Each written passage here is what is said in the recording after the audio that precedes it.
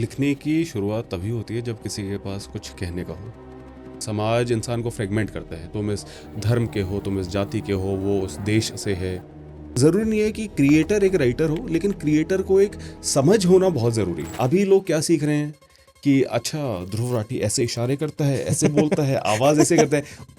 जो छोटे बच्चे हैं, आप उस क्लास में जाओ, उनको कहो कि क्वेश्चंस पूछो, और बहुत कमाल के क्वेश्चंस निकल कर आते हैं। जब 12th क्लास में आप जाओ तो उनके पास कोई क्वेश्चंस नहीं है। क्यों? क्योंकि उन क्वेश्चंस को मार दिया गया।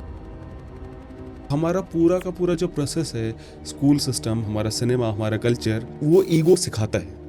लाखों लोगों को जेल में नहीं डाला जा सकता, लेकिन लोगों को लगता है यार किसी एक को तो डाला जा सकता है, वो एक कहीं मैं ना हो। आपकी ज़िंदगी की देखो ना यार, क्या वैल्यू। आपको नकली पनीर खिला दिया जाता है, पानी में यूरिया मिला के आपको दूध पिला दिया जाता है, बच्चों के ऊपर सरकारी स्कूल की छत गिर जाती है, बच्चे कॉन्टेमिनेटेड वाटर से मर जाते हैं, कभी नकली कफ सिरप पीने से मर जाते हैं।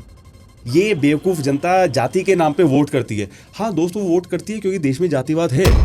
अभी लोग कह रहे हैं नहीं, 10-10 हज़ार रुपये लेके ये लोग अपने बच्चों का भविष्य बेच देते हैं। दोस्त, उसको और क्या मिल रहा है? क्या कुछ ऐसा है कि चलो मैं बीजेपी के लिए वोट नहीं करूंगा, कांग्रेस के लिए करूंगा तो मेरे बच्चे के लिए वर्ल्ड क्लास स्कूल बनेगा? अभी जो इलेक्शन कमीशन की लिमिट है 95 लाख की शायद उन्होंने कर दी है। एमपी के इलेक्शन में आप इतना खर्च कर सकते हो? मतलब किसी इंसान के अंदर जन सेवा करने की इतनी हुड़क उठ रही है कि वो 95 लाख रुपए खर्च करेगा। सब लोगों को अलग अलग क्रांतिकारी बनना होगा। पहले अपने अंदर की क्रांति, और वो अंदर की क्रांति आपकी पूरी हो गई, आप दुनिया को एक समान नज़र से देखने लग गए, तो फिर आप काम करना स्टार्ट करो अलग अलग तरीके से। एक इंसान को आप मजबूर करते हो कि कूड़े के पहाड़ पे खड़े होकर कूड़ा बीनता है। ये पूरे देश के लिए कितनी शर्म की बात नहीं है? अगर कोई गुटखा खाएगा तो कहीं ना कहीं थूकेगा भी। तो लॉजिकल सॉल्यूशन क्या है कि या तो आप गुटखा बैन कर दो। एक बेचारा गरीब आदमी, मजदूर भी जो है ना, जो महीने का 8-10 हज़ार कमा रहे, वो भी बेचारा उसमें से भी रुपए निकाल के वो प्राइवेट स्कूल में पढ़ा रहे। मैं चाहता हूँ कि लोगों का दिमाग खुले, कि उन्हें विजेता की जरूरत ना पड़े, ध्रुव की जरूरत ना पड़े।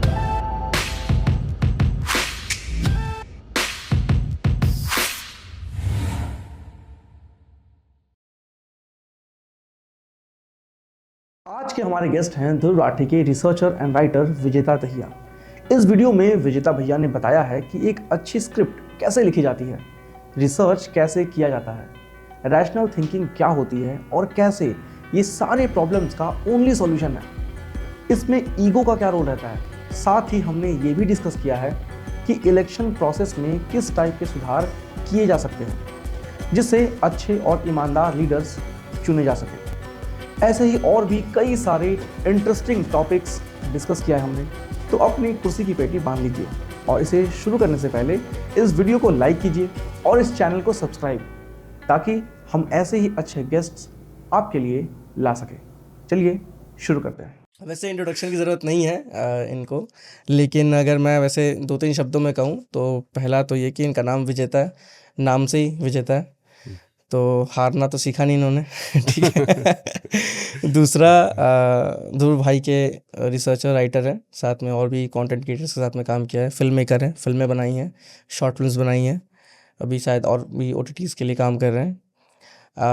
एंड अलॉन्ग विद दैट, जो इनका सबसे अच्छा इंट्रोडक्शन जो मैं बोलूँगा वो है क्रांतिकारी विचारधारा, like Bhagat Singh and Bismil.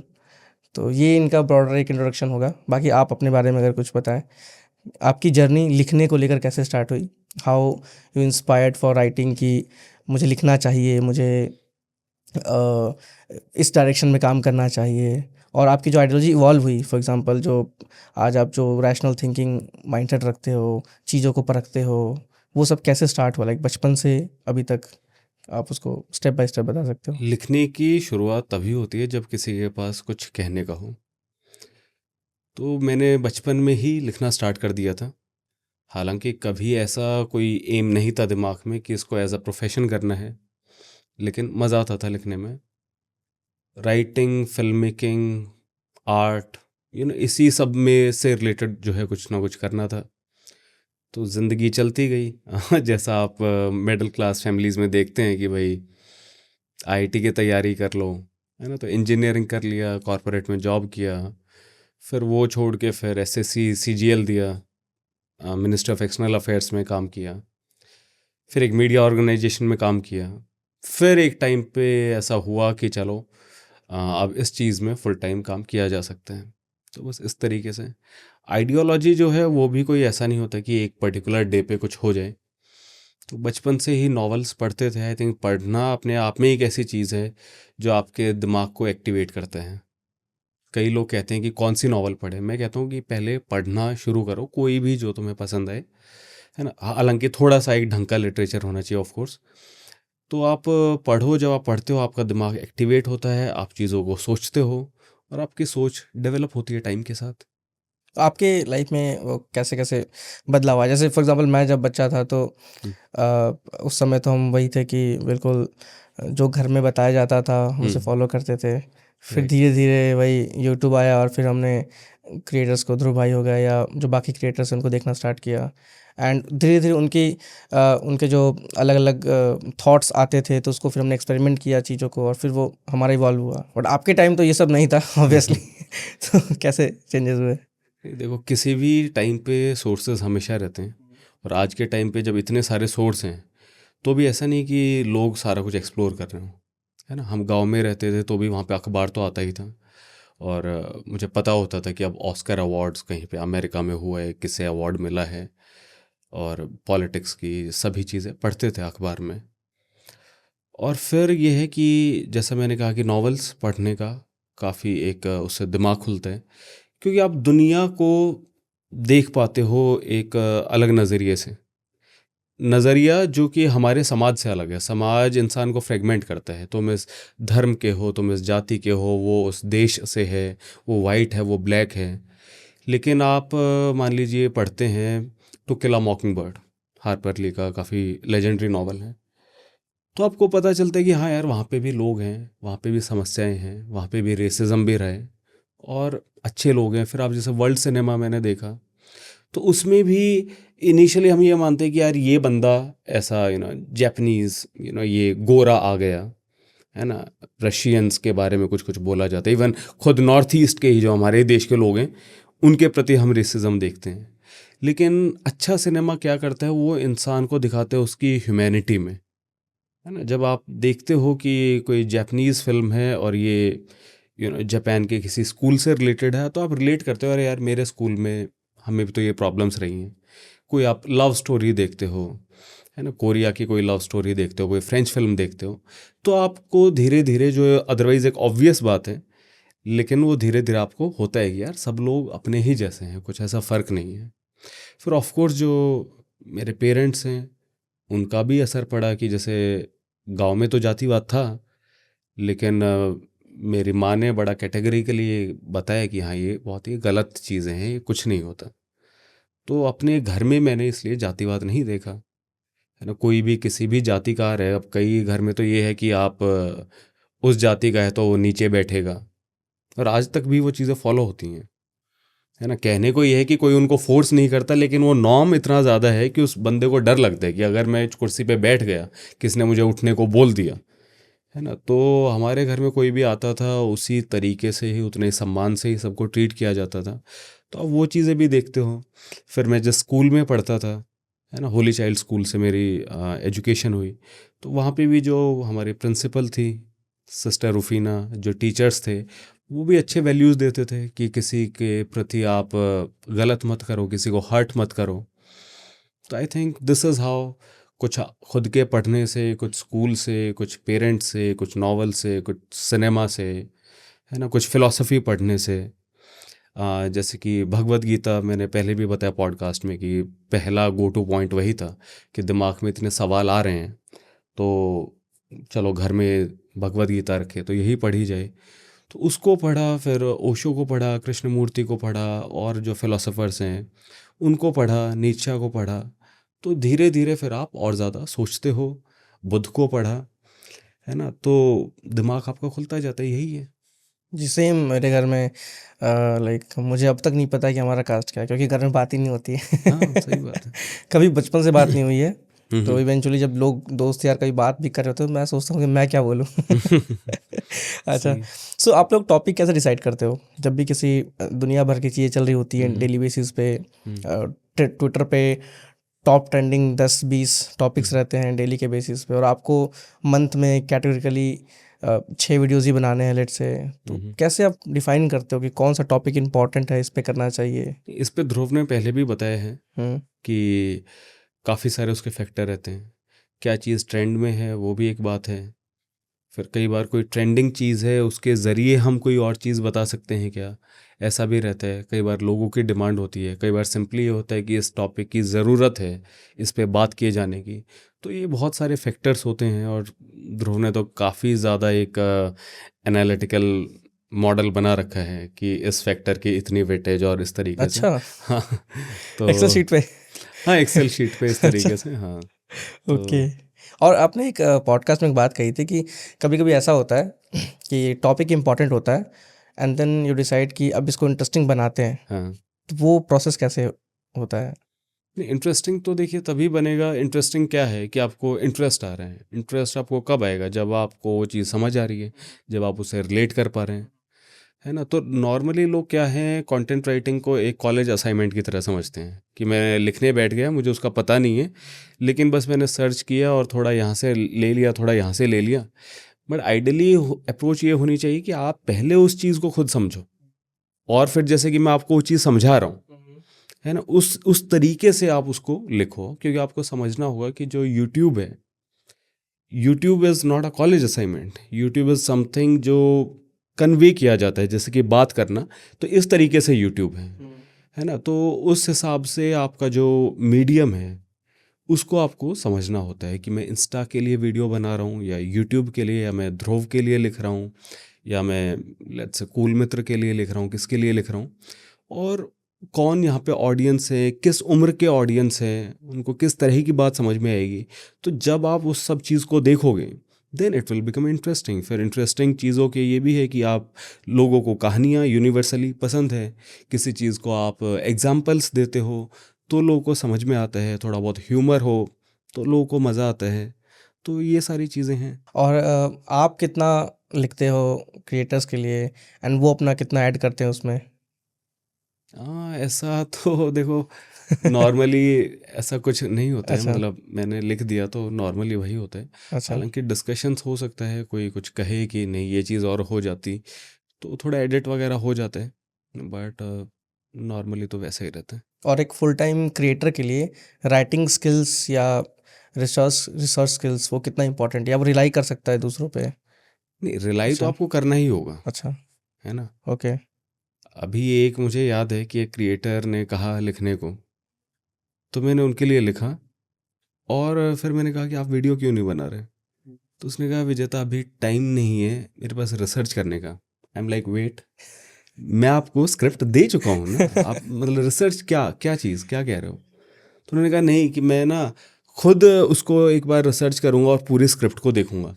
I said फिर आपने मुझे किस लिए बोला है, और क्या आपको मुझ पे विश्वास नहीं है, फिर इस पूरी एक्सरसाइज का पॉइंट क्या है ना। तो वो तो फिर एक सनकीपना हो गया। अगर आपको ट्रस्ट नहीं है तो भाई फिर रहने दो, फिर आप खुद ही कर लो, है ना। तो हाँ ज़रूरी नहीं है कि क्रिएटर एक राइटर हो, लेकिन क्रिएटर को एक समझ होना बहुत ज़रूरी है। अभी लोग क्या सोचते हैं कि चलो राइटर ने लिख दिया और उसने तो टेलीप्रॉम्प्टर में लिखा और पढ़ दिया। It's not that way. जब तक क्रिएटर की खुद एक गहरी समझ नहीं होगी तो वो उस तरीके से कन्वे नहीं कर पाएगा। अभी लोग क्या सीख रहे हैं कि अच्छा ध्रुव राठी ऐसे इशारे करता है, ऐसे बोलता है, आवाज़ ऐसे करता है, उससे नहीं होगा सर। वो जब आपको उसकी समझ नहीं होगी ना तो आपके बोलने में वो कन्विक्शन आएगा ही नहीं। कितना ही आप फेस मॉड्यूलेशन कर लो, कुछ भी कर लो, वो चीज़ नहीं आएगी, सही बात है ना। तो अगर मान लो मैं ध्रुव के लिए जो लिखता हूँ मैं किसी और को दे दूँ जिसको समझ नहीं है, जी तो वो बात कभी आ ही नहीं सकती। जी जी। तो ऑफ कोर्स किसी क्रिएटर के लिए एक गहरी समझ होना अपने टॉपिक की, जस्ट यू नो वो उनका यूट्यूब चैनल जिस चीज़ से Genre, रिलेटेड domain, है, जो उनका जॉनर है, तो उससे रिलेटेड समझ होना बहुत ज़्यादा ज़रूरी है। जी। तो आपका वैसे रिसर्च प्रोसेस क्या होता है, उसको ब्रेक कर पाएंगे? जैसे कोई टॉपिक आप स्टार्ट करो लिखना, तो कौन कौन से स्टेप्स को आप फॉलो करते हो स्टेप वाइज? स्टेप्स जैसे मैंने कहा कि पहले तो आप उस चीज़ को पहले खुद समझो। और एक जापानीज वर्ड कुछ होता है, अभी आई फॉरगॉट दैट हाँ वर्ड, हाँ। लेकिन उसका बेसिक मतलब क्या जी होता है कि जी। You have to approach everything like a beginner. आपके अगर खुद के बायसेस हैं फिर तो काम नहीं चलेगा, है ना। तो आपको ये देखना है कि सही में एक डिटेक्टिव की तरह या एक क्यूरियस बच्चे की तरह आप वाकई उसके सभी एस्पेक्ट्स को देखो, उसके सभी फैसेट्स को देखो कि क्या है नहीं है ना। उस तरीके से जब आप करोगे फिर आपके दिमाग में सवाल भी आएंगे, फिर आप उन सवालों को सर्च करोगे। तो कई बार लोग मुझसे पूछते हैं कि हम सर्च कैसे करें, है ना। तो लोग ये नहीं समझते कि सर्च करना मुश्किल नहीं है, वो तो आप गूगल पे कर लोगे। बात ये है कि आप सर्च क्या करोगे। क्या आपके अंदर वो इंटेलेक्चुअल क्यूरियोसिटी है कि कोई एक चीज़ आपने पढ़ी और वो पढ़ते ही आपके फिर दिमाग में एक और क्वेश्चन आया, क्या वो नॉलेज आपके अंदर है? वो चीज़ ज़रूरी है। और ये केवल ऐसा नहीं कि आज मैं लिख रहा हूँ तो आज का ही प्रोसेस है, नहीं, ये एक ऐसा प्रोसेस है जो कई सालों से चलता है कि आपके दिमाग में ऑलरेडी नॉलेज होनी चाहिए। अभी ये हमारा एक इल्यूशन हो गया है कि कुछ भी हो गूगल कर ही लेंगे, but doesn't work that way. Chat GPT कर लेंगे आज के टाइम में, है ना। लेकिन वो ऐसे वर्क नहीं करते।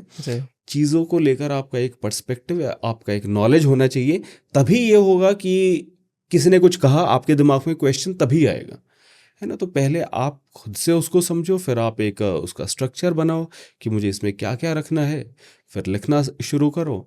फिर आप देखो कि ऑथेंटिक सोर्सेज से उसको देखो, उनको भी एम्बेड करते जाओ स्क्रिप्ट में, तो हो गया बस। ओके, तो लेट्स से एक टॉपिक, अगर आप जो भी कोई लास्ट टॉपिक आपने लिखा हो, तो टॉपिक मिला, फिर लैपटॉप खोला, and then what are the processes you follow?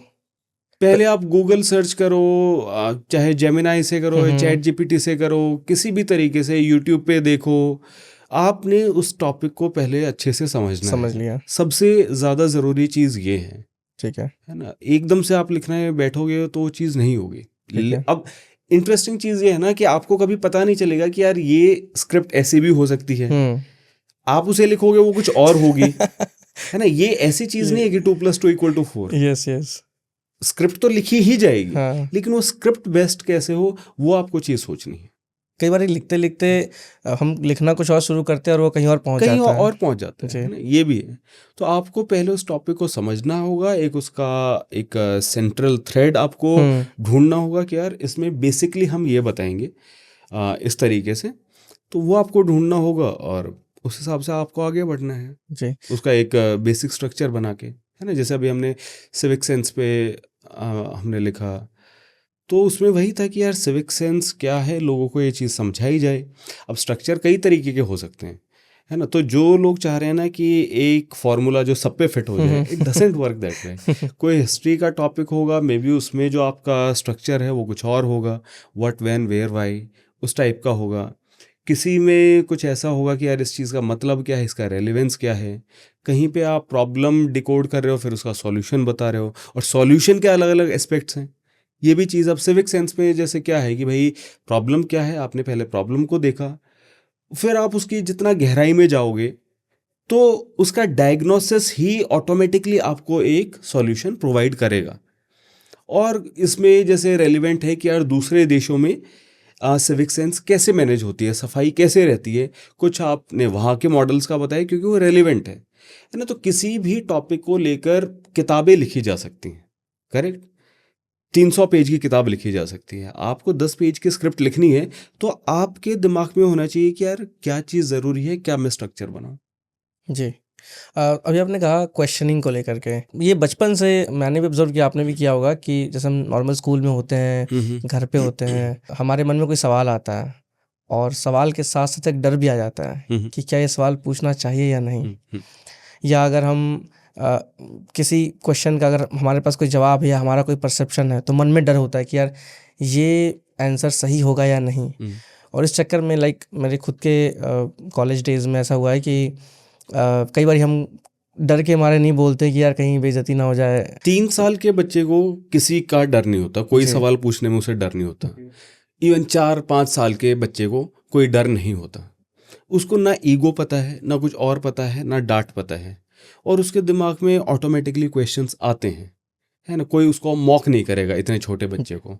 लेकिन उसके बाद ही इस क्वेश्चनिंग एबिलिटी को, तो बेसिकली क्वेश्चनिंग एबिलिटी नेचुरल है, हमारे दिमाग में वो लॉजिकल सेंटर्स हैं जहाँ से हम सवाल कर सकते हैं चीज़ों के बारे में। लेकिन फिर क्या है, अरे यार ये तुमने क्यों पूछ लिया, ये तो बहुत गलत हो गया, है ना, ये मत पूछो, ऐसा ही होता है, हर चीज़ पे सवाल नहीं करते। आप माँ बाप से सवाल करते हो, टीचर कहेगा कि ये चीज़ सिलेबस में नहीं है, तो धीरे धीरे उस चीज़ को रोका जाता है। कोई आपको कहेगा अरे यार टीचर पढ़ा रही है भाई, ये सवाल क्यों पूछ रहे है। वो ये नहीं देख रहे कि प्रॉब्लम तुम्हारे अंदर है, कि तुम्हारे अंदर क्यूरियोसिटी नहीं है। वो उस एक बंदे को ऐसा एब्सर्ड फील करवा देंगे कि जैसे ये बंदा पता नहीं कितना क्या ये गलत कर रहे हैं, कि अबे यार फटाफट टीचर चली जाती, क्या यार ये सवाल पूछने लग गया। यू नो नॉर्मल बच्चों का यही है कि हाँ हम तो जी बैक बेंचर हैं, हमें तो बैक बेंचर होने में मज़ा आता है, और उसको क्या कहेंगे ये तो गीक है। कार्ल सागन का एक इंटरव्यू है, उसमें भी वो ये कहते हैं कि जो छोटे बच्चे हैं आप उस क्लास में जाओ, उनको कहो कि क्वेश्चंस पूछो, और बहुत कमाल के क्वेश्चंस निकल कर आते हैं, है ना। कोई पूछेगा कि अर्थ को किसने बनाया, अगर सबको भगवान ने बनाया तो भगवान को किसने बनाया, और हर तरीके के, बारिश कैसे होती है। और जब 12th क्लास में आप जाओ तो उनके पास कोई क्वेश्चंस नहीं है, क्यों? क्योंकि उन क्वेश्चंस को मार दिया गया, ख़त्म कर दिया गया। तो यही है जो हम डरते हैं। डरते क्यों हैं? कोई हमें वैसे पंच करने नहीं आ रहा, इट्स जस्ट दैट कोई हम पे हंस देगा तो क्या होगा, हमारी ईगो हर्ट हो जाएगी, है ना। तो हमारा पूरा का पूरा जो प्रोसेस है, स्कूल सिस्टम, हमारा सिनेमा, हमारा कल्चर, वो ईगो सिखाता है, राइट। कि किसी ने सही जवाब दे दिया, तालियां बजाओ बच्चों, कमॉन कमॉन तालियां बजाओ, और जिसने जवाब नहीं दिया तो फिर उस पर हंसो।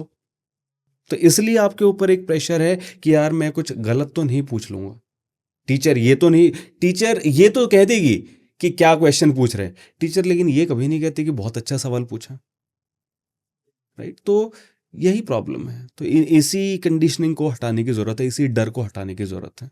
ये कैसे हटेगा? मतलब इसको थोड़ा सिंपलीफाई करता हूँ क्वेश्चन को। और क्वेश्चन जब भी किसी के दिमाग में आता है, अब तो ठीक है बचपन से हमारी कंडीशनिंग हो गई और हम अब रोबोट बन चुके हैं, लाइक हमारी लाइफ ऐसे ही चल रही है। लेकिन अब अगर कोई सवाल आता है किसी के माइंड में और उसको क्वेश्चन करना है, चाहे वो अपनी सोसाइटी का कोई क्वेश्चन हो या फिर इन जनरल पॉलिटिक्स का हो या फिर इन जनरल ऑफिस में कोई बात हो रही है, उस पर उसको आवाज़ उठानी है, बात करनी है, तो जब सवाल आता है तो कैसे फिल्टर करे कि ये पूछना चाहिए कि नहीं? इसमें दो बातें हैं। हाँ। पहला तो जो आपके खुद का अंदर का डर है, जिसकी वजह से आप खुद के सामने भी क्वेश्चन नहीं कर पा रहे हो, अपने दिमाग में भी। और दूसरी फिर सामने वाले की बात आती है कि मैं किसी और के सामने क्वेश्चन पूछ रहा हूँ कि नहीं, राइट। तो यहाँ पे दो फैक्टर हैं जी। तो ईगो जो है, हो सकता है दूसरा आपका मजाक उड़ाते इसलिए भी ईगो हो, लेकिन ईगो खुद के आपके दिमाग में भी प्ले आउट करती है। मेरा रिलीजन, उस पर मुझे सवाल नहीं करना। आपको रिलीजन से मतलब नहीं है, मेरा रिलीजन। दूसरे के रिलीजन पे तो आप फटाक से सवाल कर सकते हो। मैं आपको बता दूं कुछ भी, आप अरे यार हाँ बात सही है। Everyone is very rational regarding the other persons religion, right. सही बात। खुद के रिलीजन को लेकर बस रेशनल नहीं है। सही बात। मुस्लिमों को मैं कोई ये बता दूं, यार देखो छंदोग्य उपनिषद में ये लिखा है कि जो अच्छे कर्म करेगा वो ब्राह्मण, क्षत्रिय, वैश्य योनि में जन्म लेगा, खराब कर्म करेगा चांडाल या सुअर बनेगा। वो यार हाँ यार ये तो गलत है ना। मैं हिंदुओं को बता दूं कि ये देखो कुरान में ये लिखा है, जैसे आयत है कि we know what you hid in your hearts, Zainab का एक किस्सा है। तो हिंदू फटाक से कह देगा अरे हाँ यार ये तो ना गड़बड़ लग रहा है। तो दूसरे के रिलीजन को लेकर आदमी बहुत रैशनल है, अपने रिलीजन को लेकर नहीं है। क्यों? क्योंकि वहाँ पे है मेरा रिलीजन, राइट। तो पहले आपको खुद की उसको हटाना पड़ेगा। आचार्य प्रशांत के फॉलोअर्स कभी गुस्सा हो जाते हैं, है ना। अब वही चीज़ अगर मैं ये कहूँ कि ये जग्गी वासुदेव ने कहा है तो कहेंगे अच्छा हाँ यार उनको क्रॉस चेक करना चाहिए था। जैसे उन्हें अगर ये पता चलेगा चाहे आचार्य प्रशांत ने, अरे यार आप ना उनका मेटाफर समझो यार, वो एक कॉन्टेक्स्ट में कह रहे थे, उनका पहला 2 घंटे का वीडियो देखो, उनकी पहले सारी किताबें पढ़ो तब क्वेश्चन करना। सो अगेन क्यों? उनको बाबा से मतलब नहीं है, उनको मेरा बाबा, मेरा तो मैं वाली जो चीज़ है। और जब इंसान इन परतों को, इस ईगो को हटा देता है तो फिर उसका क्वेश्चन डंप होगा ही नहीं। क्यों? क्योंकि फिर उसके अंदर क्रिटिकल थिंकिंग आ गई है। वो एक के बाद एक क्वेश्चन पूछ सकता है, यार ऐसा है लेकिन ऐसा क्यों नहीं है यार, ये फिर ऐसा क्यों नहीं है। और फिर अगर आपको कोई क्वेश्चन लग रहा है फिर आप पूछ सकते हो। इनफैक्ट अब तो यार आप जेमिनाई से पूछ लो, अब थोड़ा डर खत्म हो गया है ना। अब तो कई लोग मुझसे पूछते हैं, मैं उन्हें यही कहता हूँ कि यार ये तो तुम जेमिनाई से भी पूछ सकते थे। आचार्य प्रशांत से याद है, मैंने कंटेंट बनाना स्टार्ट किया था shorts format because of him. Because क्या हुआ था कि लिंक्डइन पे जो भी उनका सोशल मीडिया मैनेज कर रहा होगा उसने कुछ तो टेक्स्ट लिखा था एंड देन उस पर कोई वीडियो डाली हुई थी तो मैंने कमेंट किया कि भाई आपने जो लिखा है ऊपर में और जो आपने उसमें वीडियो अटैच किया है ये आपस में कोरिलेट नहीं कर रही है। फिर कुछ और भी उससे लिखा था मैंने, तो उनको वो पोस्ट डिलीट करनी पड़ गई, उन्होंने डिलीट कर दी। एक और पोस्ट उन्होंने अपलोड किया। तो मैं उनको अच्छा समझता था, लाइक मैं सुनता हूँ कि हाँ भाई अच्छी बातें करते हैं। नहीं अच्छी बातें करते हैं। तो फिर एक और आया वैसे ही, एंड देन वो भी वैसे ही था, लाइक टिपिकल जो कैची कंटेंट होता है ना, फॉर व्यूज फॉर वायरलिटी, वैसे कंटेंट है सारे जो पहले से ही किसी और ने अपलोड कर रखे होंगे शायद। हाँ वैसा।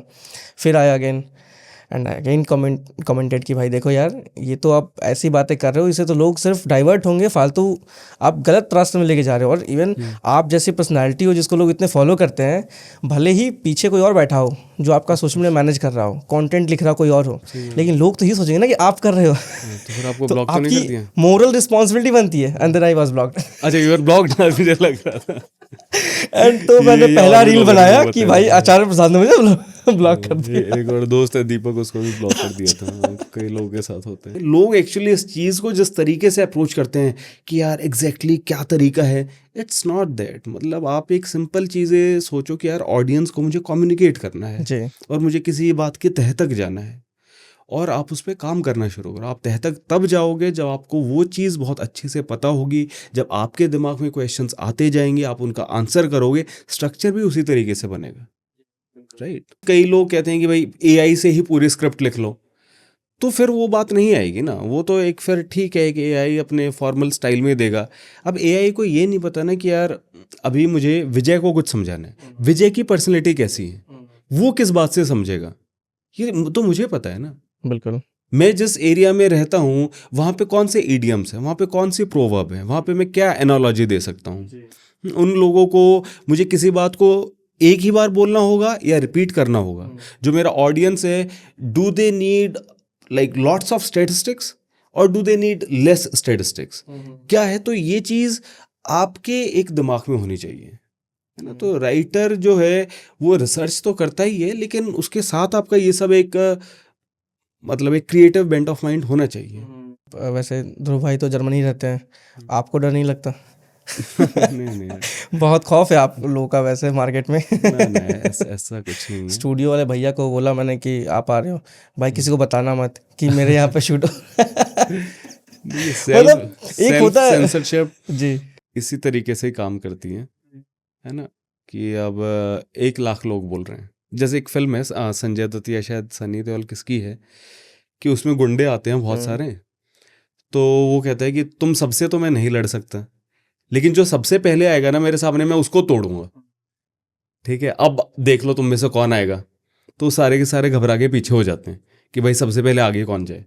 तो एक तरीके से जो ये चीज़ है वो भी इसी तरीके से काम करती है कि लाखों लोगों को जेल में नहीं डाला जा सकता, लेकिन लोगों को लगता है यार किसी एक को तो डाला जा सकता है, वो एक कहीं मैं ना हूँ, है ना।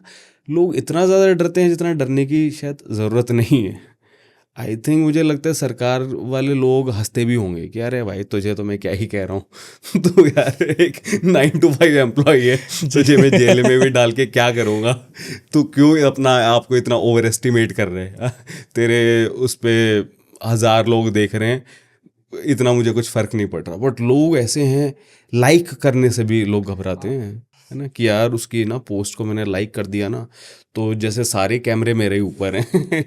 मैंने जैसे ही लाइक किया एकदम से भाई सायरन बजेंगे, अच्छा विजेता दहिया की ध्रुव राठी की पोस्ट को तूने लाइक किया, ले भाई अब तो गया। तो मैं एक तरीके से मोदी गवर्नमेंट की हेल्प कर रहा हूँ जी, ठीक है ना, कि उनको इतिहास में ऐसे ना देखा जाए कि कोई भी बोल ही नहीं पा रहा था। तो मुगले आजम फिल्म में ना एक सीन है कि अकबर जो है अनारकली को कहते हैं कि तेरी आखिरी ख्वाहिश क्या है, कि वो उसे मारने वाला होता है, तो कहती है कि मुझे आप मल्लिका बना दीजिए।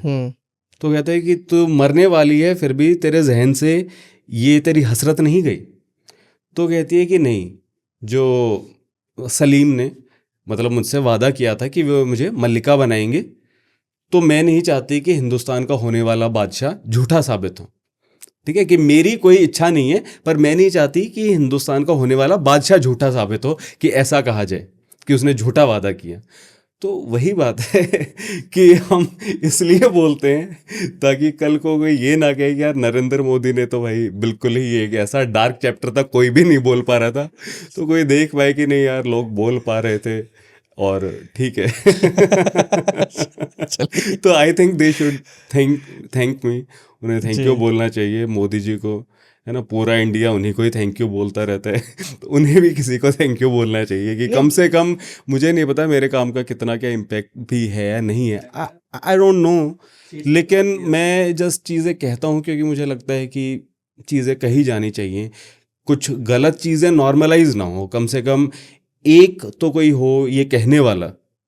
आई डोंट केयर कि कितने लोग सुन रहे हैं नहीं सुन रहे हैं, लेकिन आई जस्ट रजिस्ट कि भाई ये चीज़ ठीक नहीं है, this not acceptable to me, है ना। अभी जैसे बाबा स्कूल ड्रेस वाला हुआ, एक आदमी 30 साल से वहाँ पे दुकान चला रहे हैं, तुम कह रहे हो कश्मीरी पंडितों के साथ क्या किया मुस्लिमों ने, अरे भाई इस बंदे ने थोड़ा ना किया यार, ये 30 साल से अपनी स्कूल ड्रेस की दुकान चला रहा है बेचारा।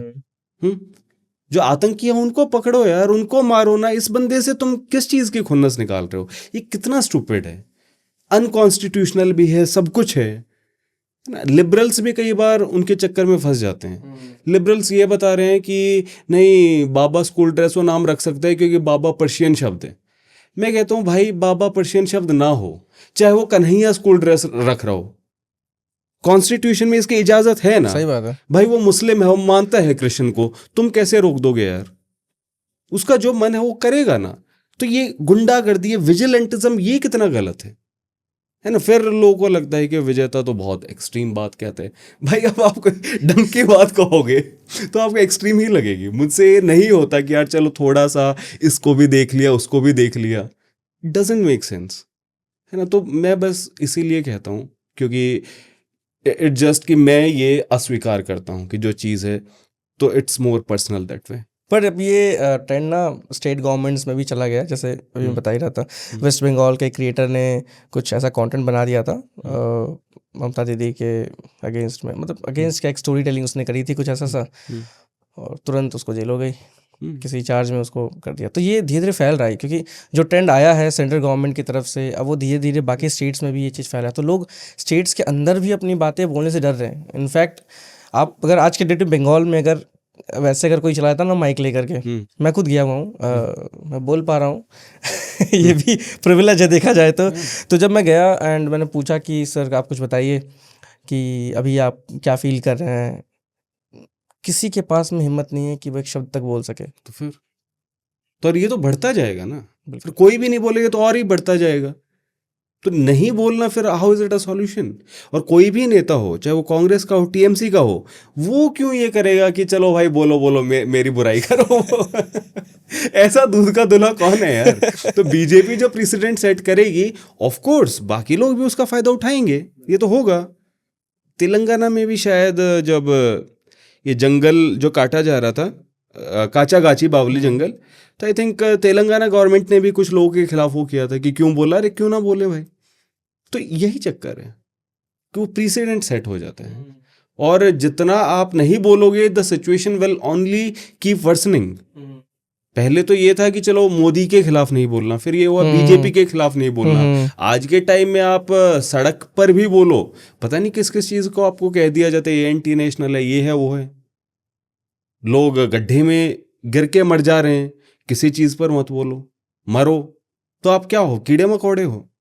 फिर इतना जी कर भी क्या ही करना है जब तुम्हें एक कीड़े मकोड़े की जिंदगी जीनी है। तो कि आपकी जिंदगी की देखो ना यार क्या वैल्यू, आपको नकली पनीर खिला दिया जाता है, पानी में यूरिया मिला के आपको दूध पिला दिया जाता है, बच्चों के ऊपर सरकारी स्कूल की छत गिर जाती है ना, बच्चे कॉन्टेमिनेटेड वाटर से मर जाते हैं, कभी नकली कफ सिरप पीने से मर जाते हैं।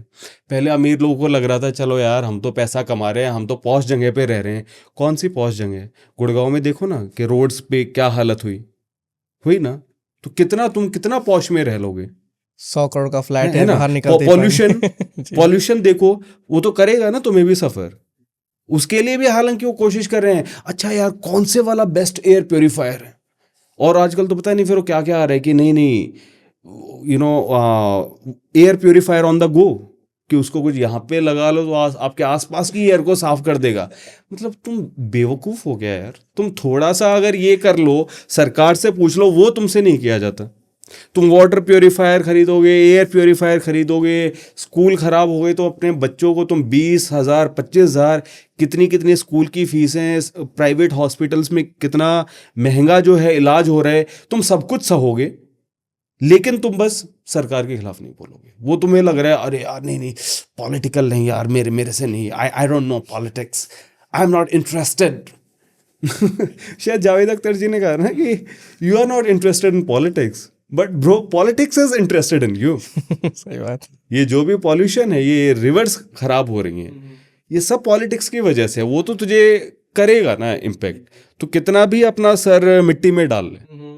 नायक मूवी जब बनी थी तो उसमें ये एग्जांपल दिया गया था कि कीचड़ को साफ करने के लिए किसी को तो उतरना पड़ेगा।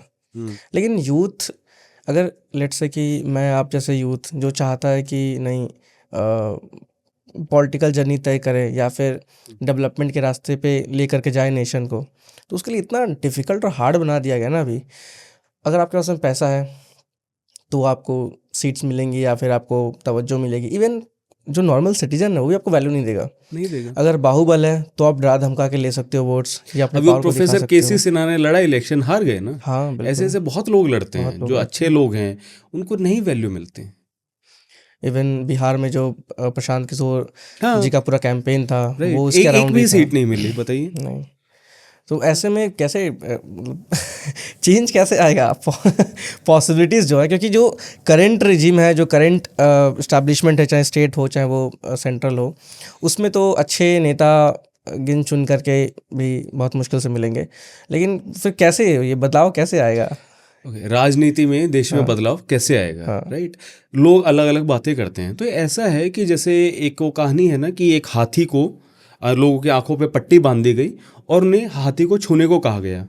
तो किसी ने हाथी का सूंड छुआ तो उसने कहा कि हाथी एक सिलेंडर जैसा है, किसी ने पैर छुआ तो उसने कहा कि वो खंबे जैसा है, किसी ने पूंछ को पकड़ा, किसी ने उसकी कमर को पकड़ा। लेकिन मैं कह रहा हूँ आंखों से पट्टी हटाओ, सीधा वाइडर पिक्चर कि अच्छे लोगों को क्यों नहीं चुना जा रहा। आप ये देखो ना, क्योंकि धर्म और जाति के नाम पे वोट हो रहे हैं। आप चिल्लाते तो हो ये बेवकूफ़ जनता जाति के नाम पे वोट करती है। हाँ दोस्तों, वो वोट करती है क्योंकि देश में जातिवाद है, वो सफ़र करता है। उसको ये है कि यार ये जो है यादव नेता अच्छा तो नहीं है, लेकिन यार ये भी यादव है, हो सकता है कि इसके बाद मुझ पे अत्याचार ना हो। तो जब तक तुम जातिवाद के खिलाफ नहीं अगर वो करोगे, जातिवाद को ख़त्म नहीं करोगे, तो लोग तो जाति के नाम पे वोट करेंगे। अभी लोग कह रहे हैं नहीं 10-10 हज़ार रुपये लेके ये लोग अपने बच्चों का भविष्य बेच देते हैं। दोस्त उसको और क्या मिल रहे हैं? क्या कुछ ऐसा है कि चलो मैं बीजेपी के लिए वोट नहीं करूंगा, कांग्रेस के लिए करूंगा तो मेरे बच्चे के लिए वर्ल्ड क्लास स्कूल बनेगा? कौन सा अभी राजस्थान में क्या कांग्रेस की गवर्नमेंट नहीं थी? कौन सा आपने वर्ल्ड क्लास स्कूल बना दिया? क्या वहां पे पेपर लीक नहीं हुए? हिमाचल में है ना कांग्रेस की गवर्नमेंट, आप क्यों नहीं बना देते एक ऐसा मॉडल कि पूरा इंडिया देखे अरे यार हिमाचल में भाई क्या गजब किया है। आपको किसी भी पॉलिटिकल कैंपेन की किसी चीज़ की ज़रूरत नहीं है।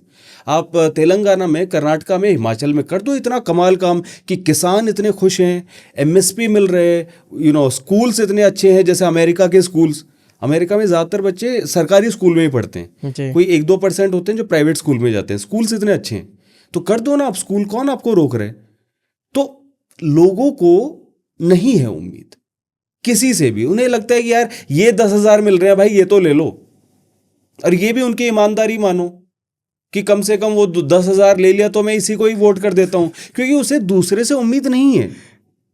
अगर उम्मीद होगी, अब इन्होंने कहा हम तो रोजगार दे देंगे जी, हर एक घर में सरकारी नौकरी दे देंगे। कैसे दे देंगे? आप उस प्लान को बिलीवेबल तो बनाओ। इतनी नौकरियां पूरे भारत में नहीं है। अब बिहार में इतनी सरकारी नौकरियां कहां से बना दोगे? आपने हिमाचल में कोई मॉडल बना के दिखाया कि यार ये हमने कॉपरेटिव्स बनाए हैं, कॉटेज इंडस्ट्री बनाई है, कुछ ऐसा एक हमने किया है, इस मॉडल को हम पूरे देश में फैलाएंगे? नहीं ना। आप ऐसे बोलने में तो बीजेपी भी बोलती है कि हम ये करेंगे, हम रोजगार देंगे, है ना, तो वो भी बोलते हैं। तो आप जनता बेवकूफ़ है वो करते रहते हो, लेकिन आप उन प्रॉब्लम्स को देखने को तैयार नहीं हो। अगेन जो आपने कहा कि राजनीति में कैसे आए, अभी जो इलेक्शन कमीशन की लिमिट है इट्स लाइक 95 लाख की शायद उन्होंने कर दी है कि एक एमपी के इलेक्शन में आप इतना खर्च कर सकते हो। मतलब किसी इंसान के अंदर जन सेवा करने की इतनी हुड़क उठ रही है कि वो 95 लाख रुपए खर्च करेगा। मतलब आप किसे बेवकूफ़ बना रहे हो यार। ऑफ कोर्स उसके दिमाग में ये है कि चलो कितने भी खर्च कर दो, बाद में तो कमा ही लेंगे। तो एक ईमानदार इंसान कैसे आए? तो आप कभी उस सिस्टम को भी तो चेंज करने की बात करो ना, कि इतनी लिमिट होने का सेंस क्या है, क्यों है इतनी लिमिट? उस लिमिट को हम 2 लाख क्यों नहीं कर सकते? आप कैंपेन्स वगैरह क्यों नहीं बंद कर सकते? आप सिंपली करो कि यार एक जगह पे जाएंगे, अमेरिका में क्या डिबेट्स होती नहीं है? होती है ना।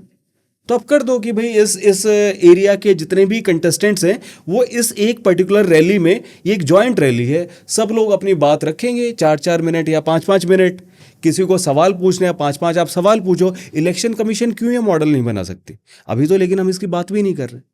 हम पता नहीं किस दुनिया में जी रहे हैं कि अचानक से पता नहीं कौन सा सुपरमैन आएगा, क्या आएगा, कैसे आएगा भाई, कैसे आएगा? सुपरमैन का आपने रास्ता बंद कर रखा है, उसके पास 95 लाख रुपए नहीं है। बहुत लोग हैं जो आ रहे हैं, जो इलेक्शन लड़ रहे हैं, वो नहीं जीत पा रहे।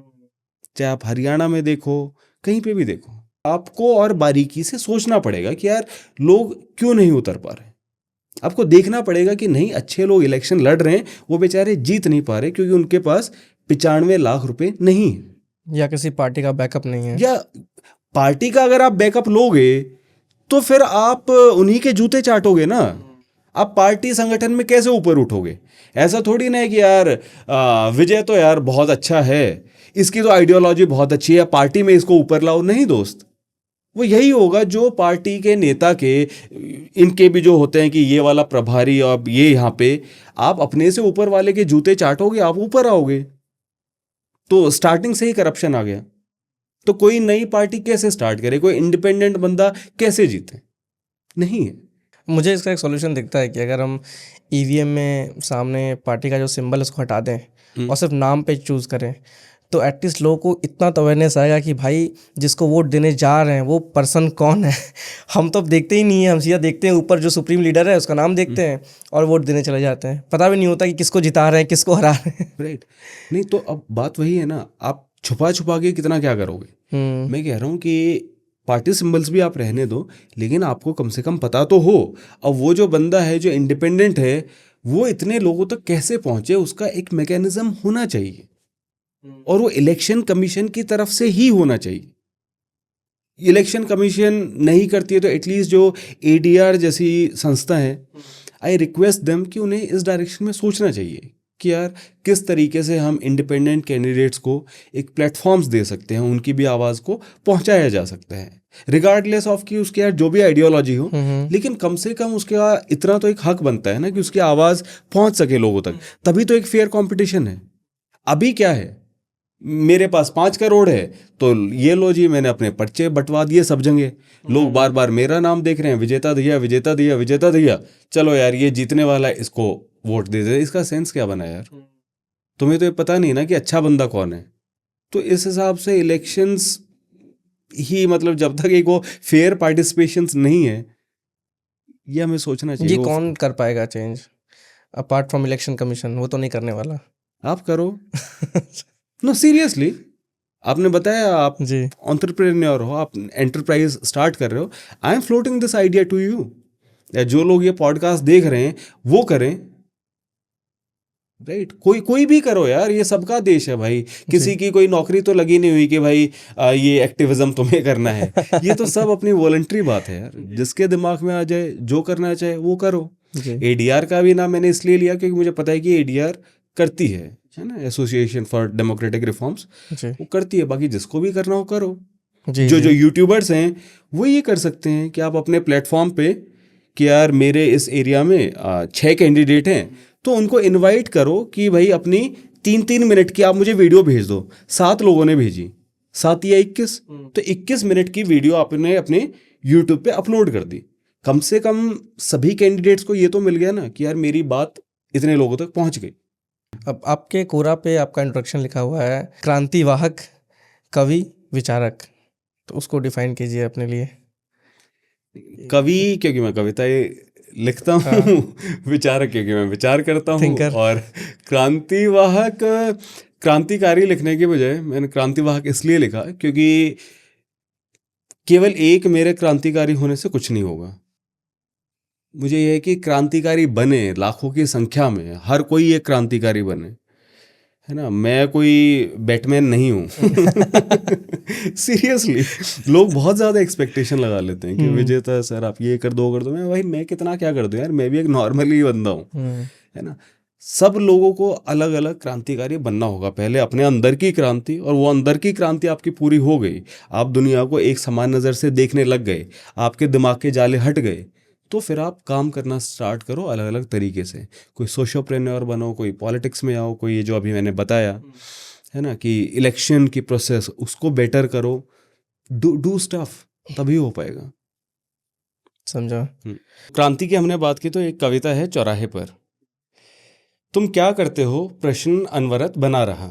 शुरुआती वर्षों में तुमने कहा कि अमुक स्कूल या कॉलेज में पढ़ता हूँ, और फिर अगले वर्षों में बात रही कि अमुक संस्थान में नौकरी करता हूँ, या खुद का कोई काम धंधा जमा लिया है, या किसी की पत्नी और बच्चे की माँ बनकर मैंने घर संभाल लिया है। शायद बीच में कभी ऐसा भी हुआ है कि तुम केवल तैयारी कर रहे थे किसी कॉलेज में दाखिले, किसी नौकरी या शादी के लिए। नाउमीदी की सूरत में भी अकारण तुम ओढ़े रहे आवरण इस तैयारी का, और करते रहे पालन औरों की या खुद की बनाई हुई एक समय सारणी का। पर क्या तुम रुके कभी किसी चौराहे पर? दो राह एक अलग बात है, किस ओर का सवालिया निशान लिए हुए जैसे आ जाए दो राह नदी की मझधार में, और किश्ती चलती रहे अनवरत इस धार में या उस धार में। पर चौराहे पर मुमकिन होता है रुकना, कुछ ना करना, कुछ करने का नाटक भी ना करना, बस सोचना कि वाकई क्या करना है, या गलत राह पर भटक आए लोगों के लिए दिशा बदलना या पीछे मुड़ना। चौराहे के पेड़ से गिरते हैं सेब न्यूटन के सर पर, चौराहे पर भाषण देते हैं लेनिन, उमड़ती है जोश की लहर। चौराहे पर घूमते हैं स्टीव जॉब्स कॉलेज बीच में छोड़कर, चौराहे से निकलते हैं सिद्धार्थ बुद्ध होने की राह पर। चौराहे पर कबीर जैसे अनपढ़ जुलाहे सत्संग करवाया करते हैं, चौराहे पर नफा नुकसान छोड़कर दिमाग दिल की आवाज़ सुना करते हैं। चौराहे पर कविता सुनकर बहकने से मजलूम सर उठाया करते हैं, चौराहे पर ही कैस लैला के प्यार में मजनू बन जाया करते हैं। चौराहे पर टूटते हैं तारे, चौराहे पर बनते हैं सितारे, चौराहे पर होती है हर एक क्रांति, कतारों में तो सिर्फ धक्के खाए जाते हैं। तुम धक्के खाते रहे हो अपने पर्यावरण के थोपे हुए विचारों को, तुम अपनी पसंद बताते रहे हो, खुद को सड़कों पर दौड़ाते रहे हो, और फिर हाफते हुए गले में कैमरा लटकाए हुए तुम 2 दिन चले गए पहाड़ों पर 2 घड़ी सांस लेने को, और वापस आकर फिर भागने लगे रुके हुए रास्तों पर। हाँ, चौराहे पर रुकना पहाड़ों पर रुकने जैसा सरल नहीं। चौराहे पर खड़े होने पर तुम्हारी आज़ादी को लोग कहेंगे आवारगी, जाल बुनता जाएगा अस्थिरता का, हंसती निगाहें पूछेंगी क्या करते हो, बौद्ध कराएंगी तुम्हें नग्नता का। चलते हुए दिमाग को अचानक रुकने पर एहसास होगा एक रिक्तता का, क्योंकि सोचना विचारना जिंदगी खंगालना पर्याय है आजकल व्यर्थता का। लेकिन फिर भी चौराहे पर कुछ वक्त रुक जाना, क्योंकि अंतर्मन में हो या दुनिया में, चौराहे पर ही होती है हर एक क्रांति। बिस्मिल साहब भी अपनी राइटिंग से, कविताओं से ही क्रांति भरा करते थे। जी। सरफरोशी की तमन्ना अब हमारे दिल में है, देखना है जोर कितना बाजुए कातिल में है। वैसे आज की डेट में जो एंटी एस्टैब्लिशमेंट है या फिर अपोजिशन कह लीजिए आप, तो उनमें जो मेजॉरिटी ऑफ द पीपल है, उनकी आखिरी उम्मीद ध्रुव भाई और आप ही हो। अरे नहीं यार, ऐसा मैं इतना हवा में कोई नहीं उड़ता हूँ, मैं ही आखिरी उम्मीद हूँ, ऐसा कुछ नहीं है यार। अच्छा, फिर भी मैनी पीपल, सब लोग यार अपने अपने लेवल पे कर रहे हैं, और आई थिंक हम ये बहुत गलत करते हैं कि हम हर चीज़ को नंबर्स से नापते हैं। क्योंकि जिन लोगों तक ध्रुव का कंटेंट नहीं पहुंच रहा, जो लेट्स से छत्तीसगढ़ के किसी गांव में है, और उस तक आपकी आवाज़ पहुंच रही है, तो उस इंसान के लिए आप ज़्यादा ज़रूरी हो, क्योंकि आपकी आवाज़ वहां तक पहुंच रही है, ध्रुव की आवाज़ वहां तक नहीं पहुंच रही है ना। तो भले ही किसी के कितने भी व्यूज़ हों, 5,000 हों, 10,000 हों, 10 मिलियन हों, इट डजेंट मैटर। सब लोग अपना अपना काम कर रहे हैं, और आई थिंक तभी कोई चीज़ हो सकती है। सिंस आप इतने वाइडर रीच तक पहुंच रहे हो और बहुत सारे लोग आपके ऊपर रिलाई करते हैं for information for multiple things, तो आपकी रिस्पॉन्सिबिलिटी कैसे बहुत बढ़ने जाती है अचानक से कि अब हम कुछ भी गलत नहीं कर सकते हैं? नहीं नहीं, अगर मेरी रीच 100 लोगों तक भी है तो मेरी रिस्पॉन्सिबिलिटी तब भी है। ऐसा नहीं है कि 1 करोड़ लोग सुनेंगे तो मेरी रिस्पॉन्सिबिलिटी ज़्यादा है, और यार 100 ही लोग सुन रहे हैं तो चलो यार कुछ भी बोल दो, तो ऐसा नहीं है। वो सिंसेरिटी तो आपके अंदर होनी ही चाहिए, भले ही आप स्टार्ट आउट कर रहे हो या आप एक पॉपुलर यूट्यूबर हो या जो भी हो, इट्स योर सिंसेरिटी कि यार कोई मुझे सुनना चाहते है तो मैं उसको सही बात बताऊंगा ना। केशव बेदी, उन्होंने आपको लेकर के कुछ तो बोला था, आपकी रिसर्च पे सवाल उठाया था, तो ऐसे जब सवाल उठते हैं खास करके आप जैसे टॉप राइटर्स के बारे में, तो उसके लिए आपका क्लैरिफिकेशन क्या रहेगा? नहीं, क्लैरिफिकेशन कुछ नहीं है यार। देखो, केशव का जिसने वो देखा, रील में उसने बोला था, तो कोई भी बंदा थोड़ा सा भी लॉजिकल है तो उसका पहला रिएक्शन क्या होगा कि यार केशव जिस वीडियो की बात बता रहा है मैं वो मिशन स्वराज का वीडियो देख लूँ, और वो देख लेगा, उसे लगेगा कि अरे केशव क्या बोल रहा है, इन्होंने क्या बताया, तो उसको लगेगा कि अरे केशव कितना बेवकूफ़ है, ये क्यों मतलब एक स्ट्रॉमैन फेलेसी यूज़ कर रहे हैं, इनको मिसकोट कर रहे हैं। और जिसको अगर एक वैसा ही बायस है कि ध्रुव को या मुझे उसे गलत निगाह से देखना है और वो केशव को एकदम से मान लेता है, तो मान ले, है ना। अब सब लोगों का मैं जवाब दूं अरे नहीं नहीं यार ये नहीं है ये नहीं है, तो ऐसे नहीं होता यार। आप अपनी बात कहो, आप ठीक कहो, जिसको जो बोलना है बोलता रहे। केशव ने जो बोला कि बात क्या थी वो मिशन स्वराज के वीडियो में कि भाई किसान जो हैं, आप फार्मिंग को सस्टेनेबल बनाइए। क्यों जो है किसान इतना ज़्यादा दरिद्रता में है ना। तो उसमें हमने कई सारे सजेशंस दिए थे, आप एग्रीकल्चरल असिस्टेंट्स अपॉइंट करो जो किसानों को जो लेटेस्ट टेक्निक्स हैं वो सब बताएं कि क्रॉप रोटेशन क्या है, मल्टी लेयर फार्मिंग क्या है, मल्चिंग क्या है ना, किस तरीके से ये हो सकता है, आप उनको कंज्यूमर से डायरेक्टली कनेक्ट किया जाए। तो ये सारी चीज़ें हैं कि भाई एग्रीकल्चर सस्टेनेबल होना चाहिए। हम लोग तो एनीवेज अभी इतना पे कर रहे हैं, जैसे MSP कितना है, 20 रुपये किलो गेहूं का, हम लोग पे करते हैं 45, बीज का 25 रुपया कहाँ गया, है ना। आप डायरेक्टली कनेक्ट करो ना। तो ये सारी बातें हैं, और इसी सिलसिले में हमने कहा कि ये जो सरकार करती है कि किसान निधि सम्मान के नाम पे, ये कौन सा सम्मान है कि आपने साल में 4,000 रुपया दे दिया तो उनका सम्मान हो गया। क्यों आपको ये देना है किसान निधि सम्मान? आप उनका जो बनता है ना, जो उनकी मेहनत का फल है, आप उनको वो दो ना। तो अब कोई भी किसान ऑफ कोर्स इसको सुनेगा तो यही कहेगा कि यार बड़ी सही बात है, 4,000 रुपये का हमें क्या करना है भाई, हमें हमारी फसलों का सही दाम दो। अब केशव ने क्या कहा, ये देखो किसानों को पैसा मिल रहा है 4,000 रुपये, तो उसके खिलाफ हैं, और ये क्यों चाहते हैं कि किसान एग्रीकल्चर में ही जुड़े रहें, उसी में सफ़र करते रहें। भाई हम क्या बोल रहे हैं, तू क्या बोल रहे हैं, मतलब थोड़ी सी तो सेंस होनी चाहिए ना यार। तो फिर ऐसी चीज़ों पे ना रिस्पॉन्ड करने का भी मन नहीं करता कि यार क्या ही बोल रहे हैं अब, मतलब ये इतनी बचकानी बातें लोग बोलते हैं। फिर वो लगता है कि उनकी इंटेंशन बस वो है, चलो यार कुछ ढूंढ के ना ध्रुव राठी के नाम पे हम ये कर लेते हैं। तो बेसिकली वही सब होता है। फिर मैं और ध्रुव खुद ये सोचते हैं कि नहीं छोड़ो, जो इसकी निंजा टेक्निक को हमें सफल नहीं करना भाई है। बोलते हैं है ना, वो यही तो चाहते हैं कि हम कुछ बोले, ये प्रोवोक हो गया, अब हमारा नाम लें, फिर लोग हमारे पास आए। हमें लगता है बकने तो जिसको जो बकना है, डजंट मैटर। भारत की सबसे बड़ी यूनिवर्सिटी व्हाट्सअप यूनिवर्सिटी के बारे में आपका क्या विचार? एक्चुअली दीमक की तरह घुस गया है ये भारत के लोगों के अंदर। तो इस यूनिवर्सिटी से अपना नाम कटवाने का कोई तरीका है या? कोई ऐसा नहीं है कि कोई ज़बरदस्ती आपको उसमें एडमिशन दे रहे हैं, या आपके खुद के बायसेस हैं कि आप वो चीज़ें जानना चाहते हो। कई लोग कहते हैं कि अच्छा फैक्ट चेक कैसे करें।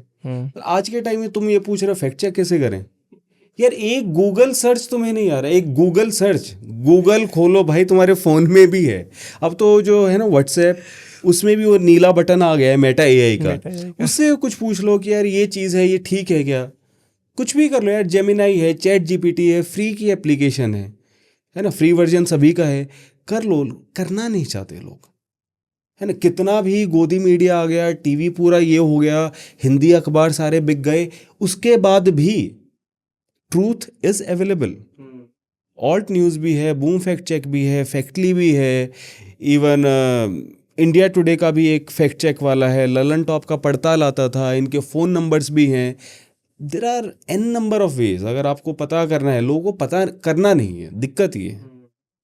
उनके दिमाग में एक जो बस घुसा दिया गया है, वो उसी का कंफर्मेशन बायस चाहते हैं। मेरा एक फ्रेंड है, वो अक्सर ऐसी ही चीज़ों को फॉरवर्ड करता रहता है। जो भी फॉरवर्ड करता है वो सब फेक होता है।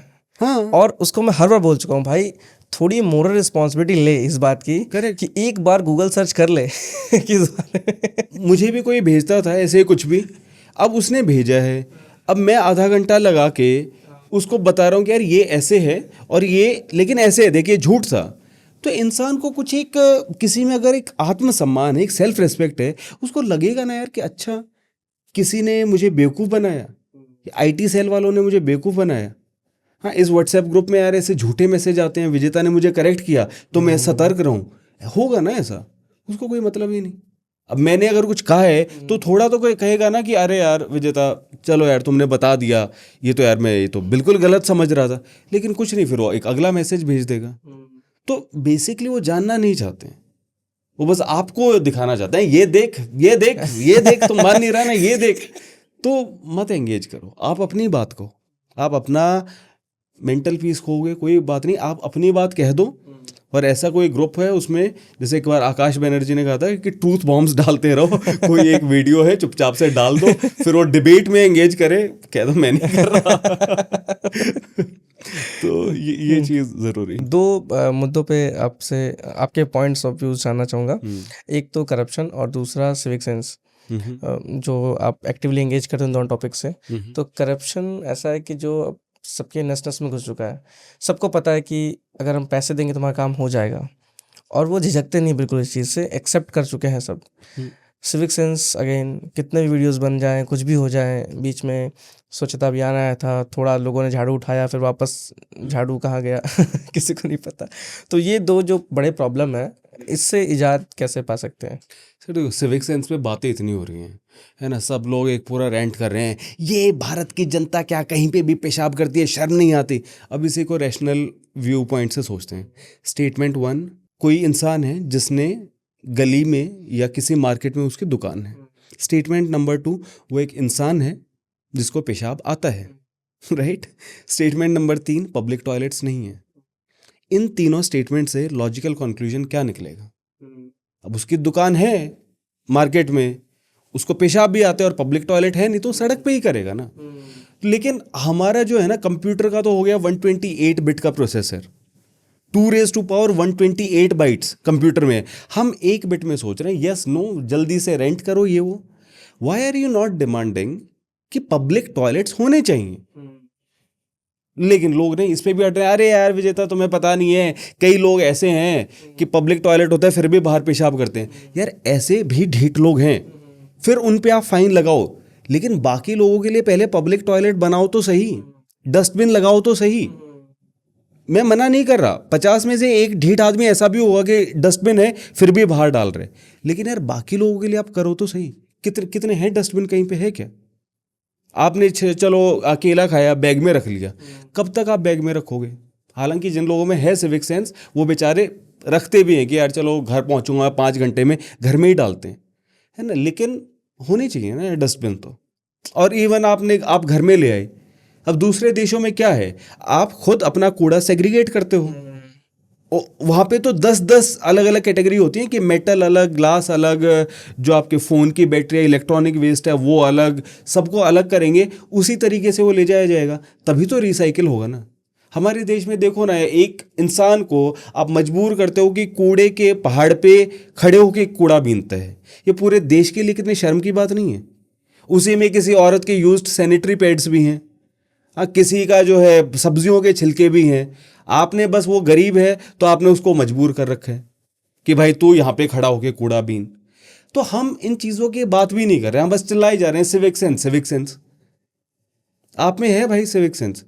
आप रेस्तरां में खाना खाते हो, हाँ, कुछ आपसे गिर गया, जो आपकी गलती है ना, आप इतना भी तो कर सकते हो कि यार आपने एक नैपकिन लिया, थोड़ा सा उस केचप को करके ये कर दिया, उसमें आपको बड़ी शर्म आती है, सफाई। अब सफाई को ही आप एक खराब काम मानोगे तो कहाँ से सफाई होगी?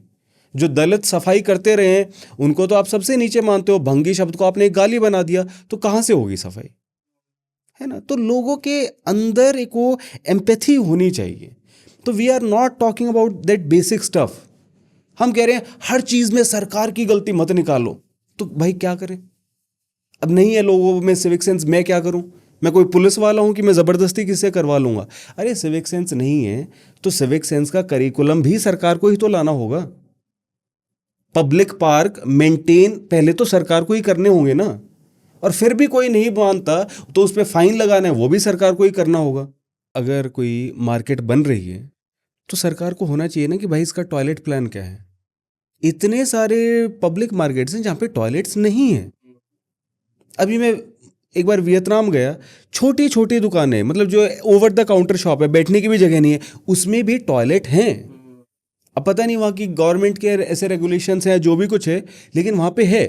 या फिर एक पूरा मार्केट होगा, उस मार्केट के अंदर टॉयलेट्स भी होंगे, टॉयलेट को कोई मेंटेन करने वाला कोई वैसा भी बंदा होगा जो प्रॉपर यूनिफॉर्म में, एक उसका भी एक सम्मान है कि हाँ भाई ये सफाई करते हैं, इसका भी एक सम्मान है, एक नौकरी, एक तनख्वाह है। आप बस वैसे ही करे जा रहे हो कि हाँ भाई ये वो, आप स्ट्रक्चरल सॉल्यूशन पे बात करने को तैयार नहीं हो, थोड़ा सा भी गहराई से देखने के लिए तैयार नहीं हो।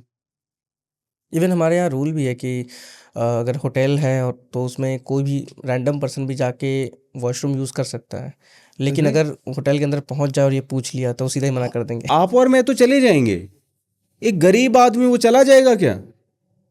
अगर मैंने उसको ये रूल बता भी दिया कि भाई तू जा सकता है, पहली बात तो उसकी हिम्मत नहीं होगी, दूसरी बार वो रेस्तोरेंट वाला निकाल देगा।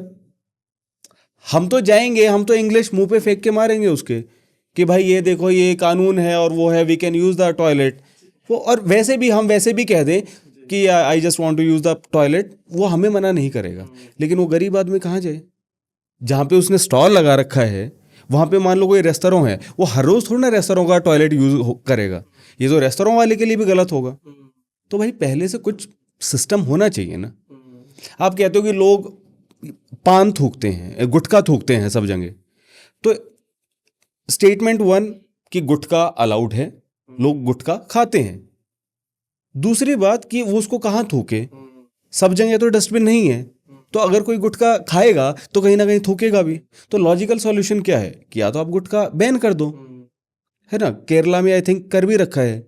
और अगर आपको ये है कि यार चलो डेमोक्रेटिक राइट है बंदे का, तो कुछ तो करो ना कि भाई अगर आपके मुंह में गुटखा मिल गया और आपके पास एक पीक दान या कुछ ऐसा होना चाहिए, मे बी मुझे नहीं पता कि एग्जैक्टली क्या, या कुछ आप सैंड बिन्स बना दो एक अलग से, लाल नीला के साथ, मतलब नीला हरा डस्टबिन के साथ एक लाल वाला भी बना दो, उसमें नीचे मिट्टी वगैरह डाल दो कि भाई इसमें थूकना है।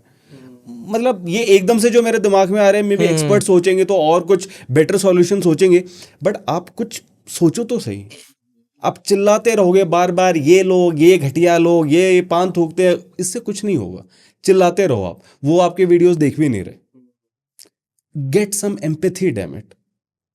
कुछ एम्पैथी लाओ, कुछ बारीकी में सोचो, तभी कुछ चेंज होगा, वरना चिल्लाते रहो, nothing will change. Same goes for corruption. Corruption में मैं वही कह रहा हूं ना, आप स्ट्रक्चरली उसको तो चेंज करो।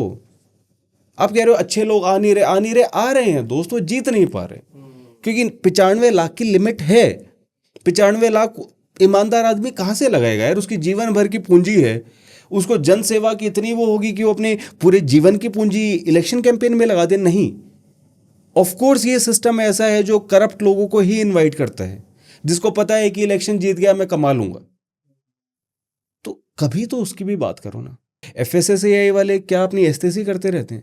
बार बार प्राइवेट लैब हैं, वो ये चीज बता रही हैं। आज के टाइम में मैं और आप अगर कोई बिजनेस स्टार्ट करें ना, फूड बिजनेस, हमारा जीना हराम कर देंगे। पता नहीं कितने जो है डॉक्यूमेंट्स, क्या क्या, कौन कौन से फॉर्म भरने, लेकिन वो फूड अडल्ट्रेशन रोक नहीं पा रहे, रोकना चाह नहीं रहे हैं। रोकना चाह नहीं रहे हैं, जो भी है। और भाई वरना एक अकाउंटेबिलिटी होनी चाहिए ना कि यार तेरे एरिया में ये है तो तू यहाँ पे ऑफिसर था, लास्ट टाइम तूने इसका खाना कब चेक किया था? अगर तूने चेक किया था तो फिर ये नकली कैसे मिल गया? तो होना चाहिए ना। अब दुबई में पता है क्या है, प्लेन क्लोथ्स में बंदे होंगे, कभी भी वो किसी दुकान पे आ जाएंगे, भाई अपना ऑयल वाला अपना खोल के दिखा, अगर आपने वही ऑयल दोबारा यूज किया है हो जाएगा आपके ऊपर 1000 दिरहम का फाइन, गए आपके 1000 5000 पता नहीं कितने कितने फाइन्स हैं, सीधे आपके 1 लाख हो गए, आपका धंधा बंद। इस टाइप का आप करोगे कौन हिम्मत करेगा। लेकिन हम ये अलाउ करते हैं कि रेस्तरां ने ऑयल यूज कर लिया इतनी बार, अब वो किसी ठेले वाले को दे देगा, है ना, जहां पे गरीब लोग खाते हैं, क्योंकि गरीब लोग क्या कीड़े मकोड़े मरते हैं, मरने दो। ये एक नॉन फैक्ट है, ये मैं कोई आपको बहुत गहराई वाली बात नहीं बता रहा हूं, एवरीबडी नोज दिस। हम कहते हैं पुलिस वाले ट्रैफिक वाले रिश्वत लेते हैं, रिश्वत लेते हैं, लाइक सीरियसली, मतलब हु आर यू किडिंग, आपको पता नहीं है कि पैसा ऊपर जाता है, एवरीबडी नोज दिस, हम पता नहीं किसे बेवकूफ बनाते हैं। Why are you not talking about structural solutions. किसी भी पुलिस वाले से आप पूछ लेना, हर कोई आपको ये बता देगा इस एसएचओ के पास इतना जाता है, यहां से ऊपर इतना जाता है, कमिश्नर के पास इतना जाता है। It is a well functioning, India में और कोई सिस्टम काम करे ना करे, करप्शन का एक इतना वंडरफुली डिजाइन सिस्टम है, बट आप उसको देखना नहीं चाहते हैं। क्यों? क्योंकि आपका एक बिट का ब्रेन बस यही ये देखो देखो देखो ये लेता है। रैशनल थिंकिंग के बारे में आपने बोला, तो उसको डिफाइन कीजिए थोड़ा सिंपल वे में कि रैशनल थिंकिंग एग्जैक्टली क्या है। रैशनल थिंकिंग ये है यार कि जो है सो है ना, मैं अपना ईगो ना लगाऊं, है ना, और ये हर चीज़ में अप्लाई करता है। फिटनेस में अब आपको एक चीज़ बताई जा रही है, भाई रिसर्च हुई है, प्रोटीन ज़रूरी है मसल्स के लिए, हर चीज़ के लिए। हमारी बॉडी में इतने सारे फंक्शंस, हमारे बाल, हमारे नाखून, हमारी मसल्स, सब चीज़ों के लिए प्रोटीन ज़रूरी है। अब अरे यार ये कुछ नहीं होता यार, हम तो हमेशा से डाइट खाते रहे हैं, कोई वो नहीं है, तो ये क्या है, इरेशनल है। क्या होता रहा है, इससे क्या फ़र्क पड़ता है। लोग कह रहे हैं ओल्ड इज गोल्ड, कौन सा ऐसा गोल्ड है भाई। 100 साल पहले लोगों की लाइफ एक्सपेक्टेंसी क्या थी, 30 साल थी। आप कहते हो मेरे दादाजी तो इतना जिए थे, और तुम्हारे नाना जी, तुम्हारे दादा दादी नाना नानी, तुम देखोगे ना 4, हो सकता है कि उनमें से किसी एक की बहुत कम उम्र में डेथ हुई हो। कोई औरत बच्चे पैदा करती थी, हार्डली कोई ऐसी औरत होती थी जो जिसका एक भी बच्चा मतलब मिसकैरेज ना हो, या पैदा होने के बाद मतलब उसकी डेथ ना हो। इन्फेंट मॉर्टेलिटी इतना कॉमन था। हमारी साइंस आई है, रिसर्च आई है ना। प्रोटीन जो है, ये सब लोग ऐसे ही नहीं कह रहे, उसके पीछे एक रीज़न है, आप एक्सेप्ट नहीं करना चाहते। फिटनेस हो, पॉलिटिक्स हो, सब जगह यही है। किसी भी चीज़ का, आप तो अरावली पे ये था कि अरावली पे वो था कि इतने से ऊपर की पहाड़ियों को ही पहाड़ी मानेंगे, हाँ, उससे नीचे की पहाड़ी पहाड़ी नहीं है, जबकि अरावली लो लाइंग माउंटेन्स है। एनवायरमेंटलिस्ट आपको बता रहे हैं कि यार ये अरावली कट गई, वो डेजर्ट फैल जाएगा पूरा, यहाँ पे हर टाइम डस्ट स्टॉर्म्स रहेंगे, ऐसी तैसी हो जाएगी, रह नहीं पाओगे। अब लेकिन वो प्रफुल्ल गर्ग या कौन है वो, उसमें भी कुछ वो अच्छा ढूंढ रहा है। नहीं नहीं नहीं नहीं, आप समझ नहीं रहे, तो पॉल्यूशन कंट्रोल करने के लिए है, और गाइज ये है वो है। अब किसी ने मुझे कहा कि आप प्रफुल्ल गर्ग को एक्सपोज कीजिए। मैंने कहा भाई मैं किस किस को एक्सपोज करूँ, है ना। प्रफुल्ल गर्ग तो एक वाहियात बंदा है भाई, ऐसे ऐसे 50 लोग हैं, है ना। मैं चाहता हूं कि लोगों का दिमाग खुले, कि उन्हें विजेता की जरूरत ना पड़े, ध्रुव की जरूरत ना पड़े, वो खुद देख सकें अबे यार ये प्रफुल्ल तो ये क्या बोल रहे, खुद वो ये चीज़ चेक करे, खुद उनकी क्रिटिकल थिंकिंग ऐसी हो कि प्रफुल्ल देखे कि मेरे उसमें 700 कमेंट है और 700 में से 650 ऐसे हैं जो मुझे कह रहे हैं कि ये क्या बकवास है। रैशनल थिंकिंग जो आप कह रहे हो ना, रैशनल थिंकिंग कोई ऐसी अलग से क्वालिटी नहीं है, कोई अलग से स्किल नहीं है। आपकी थिंकिंग रैशनल ही होती है, लेकिन उसके ऊपर जब आप अलग अलग डर्ट डालते रहोगे, है ना, डर्ट आपकी ईगो का, कि मुझे तो सुनना ही नहीं है, मैंने तो ये मान लिया, मेरा बाबा, मेरा रिलीजन, मेरा कल्चर, मेरा ये वो, जो मैं है ना, मेरी आदत, तो that is the problem. Courts के लिए तो इतना ज़्यादा प्यार है इंडिया में कि बस ओ फलाने ने ये कहा था, ढिमकाने ने ये कहा था, क्या फ़र्क पड़ता है भाई किसने क्या कहा था। लोग कहते हैं इग्नोरेंस इज ब्लिस, इसको ऐसे कहते हैं जैसे पता नहीं कौन सा शाश्वत सत्य है। क्या है इग्नोरेंस इज ब्लिस? आप अपॉलिटिकल हो, एक आदमी गड्ढे में गिर के मर जाता है, ये ब्लिस है? ये एक आदमी नाले में उसकी कार गिर गई, 2 घंटे तक पुकारता रहा, मर गया, ये ब्लिस है? कौन सा ब्लिस है भाई, है ना। बस अब लेकिन रटते हुए ignorance is bliss, ignorance is bliss. आपकी लाइफ में है। आप कह रहे हो कि जो फिलोसोफर बन जाता है वो तो बहुत परेशान हो जाता है, चलो ठीक है भाई। तो और तुम्हारा शादी वगैरह, करियर वगैरह सब बढ़िया चल रहे, कौन से ब्लिस में हो तुम, है ना। लेकिन बस अब ignorance is bliss. Gandhi ji ने कहा था a man is known by his shoes. यार वो आया है कहीं से भाई, धूल थी सड़क पे, उसके जूते चलो वो हो गए तो आदमी खराब हो गया। तो वही है ना, कोट्स के लिए एक ऐसा पागलपन है। हम फिल्में देखते हैं, डीडीएलजे में शाहरुख खान ने कहा अब ये अगर पलट जाएगी, पलट पलट पलट, वो चलो फिल्म है, फिल्म में ऐसे सीन्स होते हैं, है ना। लेकिन अगर आप उस चीज़ को रियल लाइफ में अगर वो करने लगो जो कि लोग करते हैं, तो फिर ये तो एक स्टुपिडिटी वाली चीज़ है ना। तो थिंकिंग के ऊपर ये जो चीज़ें हैं ना, इमोशंस वाली चीज़ें, या कि ये किसी महान आदमी ने कही या किसने कहा या आपकी ईगो, ये सब आप धूल हटा दो तो नीचे आपको रैशनल थिंकिंग ही मिलेगी। छोटे बच्चों आपको आप देखो बड़ा रैशनली ही बात करते हैं। आपका कहने का मतलब कि एंड ऑफ द डे सारे चीज़ों का रीज़न ईगो ही है। अगर हम पर्सनल ईगो को साइड कर दे तो हम रैशनली सोच भी सकते हैं। ईगो भी है, और कई बार बस वही है कि किसी ने कुछ कहा आपने मान लिया, है ना। आपके अंदर वो चीज़ है ही नहीं। ओशो ने ऐसा कहा था तो ओशो ने कह दिया, मतलब of course I admire Osho, लेकिन ज़रूरी नहीं ना कि ओशो ने जो भी कहा हो वो सारी बात ठीक कही हो, है ना। एक मैंने वीडियो भी बनाई थी ओशो के फॉलोअर्स का टेस्ट लेने के लिए, कि ओशो ने कहीं पे कहा कि शीर्षासन करो तो आपके जो सेल के टिश्यूज़ होते हैं वो ख़त्म हो जाएंगे और आप बेवकूफ़ बन जाओगे। लेकिन ये एक सूडो साइंटिफिक बात है, इसका कोई भी सेंस नहीं है। तो मैंने बताया, हालांकि ओशो के फॉलोअर्स ज़्यादातर वो ऐसे ही थे कि उन्होंने माइंड नहीं किया, डिसाइड कि हाँ ओशो एक फिलोसोफर है, ये बात ठीक नहीं है तो नहीं है, लेकिन ये रेयर है ना। ओशो ने एक्चुअली बार बार ये बोला सवाल करो, बिलीव मत करो, तो ही मेड इट श्योर। हालांकि कुछ एक अंधभक्त उनके भी मिल जाएंगे, है ना, लेकिन अदरवाइज आपके जो बाबा वाबा और उसमें बस मुंडे हिलाते रहते हो आप, ओ अच्छा बाबा जी, तो फिर कहाँ से आएगी यार क्रिटिकल थिंकिंग। जनरली ओशो के फॉलोअर थोड़े रैशनल थिंकर्स होते ही हैं। राइट। तो रैशनल थिंकिंग है ये एक स्किल है या ये मतलब किसी में ज़्यादा किसी में कम हो सकता है? क्योंकि हमने अक्सर देखा है सर कि एक ही फैमिली में, एक ही इन्वायरमेंट में, एक ही स्कूल में सब कुछ सेम रहने के बाद भी घर में दो लोग हैं तो एक बड़ा रैशनल थिंकर निकलता है जो कि चीज़ों को देख पाता है, ढंग से समझ पाता है, और एक जो है वो बस फॉलोअर माइंडसेट का ही रह जाता है कि नहीं ठीक है जो बोला भले गया ही है। लोग सेम घर में हैं, लेकिन फिर भी उनका जो एनवायरनमेंट है, किसने कितनी किताबें पढ़ी है, कुछ ना कुछ डिफरेंसेस हमेशा होंगे, है ना। तो वो तो आप पे डिपेंड करता है कि आप नॉवेल्स कितनी पढ़ते हो, खुद के दिमाग को कितना चलाते हो, आप रीजनिंग की पजल्स अगर सॉल्व करते हो। अभी वो क्या है, एसएससी के एग्ज़ाम में होता है रीजनिंग का एग्ज़ाम, मैं कहता हूँ उसको आप फर्स्ट क्लास से ही क्यों नहीं डालते सिलेबस में।